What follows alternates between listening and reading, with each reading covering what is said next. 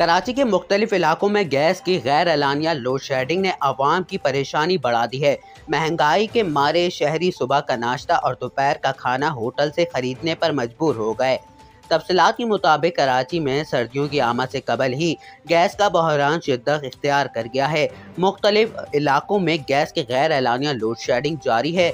سوئی سرڈن gas company کی جانب سے شہر کے مختلف علاقوں میں لوڈ شیڈنگ اور کم پریشر سے شہریوں کو نہ صرف مشکلات کا سامنا ہے بلکہ گیس کے کم پریشر کی وجہ سے شہری مہنگے داموں کھانا سمیت دیگر اشیاء ہوٹل سے خرید کر گزارا کرنے پر مجبور ہیں۔ گیس کی لوڈ شیڈنگ سے متاثرہ علاقوں میں north Karachi, new Karachi, Shadman town, Surjani town, Nazimabad, Rizvia society, Liaquatabad, north Karachi, federal B area, Landhi, Korangi, Shah Faisal colony, Orangi town, Gulistan Johar, Gulshan Iqbal اور اولڈ سٹی ایریا سمیت دیگر علاقے شامل ہیں۔ شہریوں کا کہنا ہے کہ ابھی تو سردیاں شروع بھی نہیں ہوئیں، گیس کی بدترین لوڈ شیڈنگ کا سلسلہ شروع کر دیا گیا۔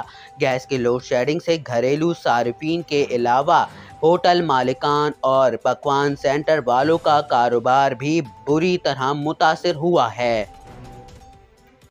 ایسی ہی ویڈیوز دیکھنے کے لیے ہمارے اس چینل کو سبسکرائب کریں اور بیل آئیکن دبائیں تاکہ ہر آنے والی اپڈیٹ آپ کو ملے سب سے پہلے۔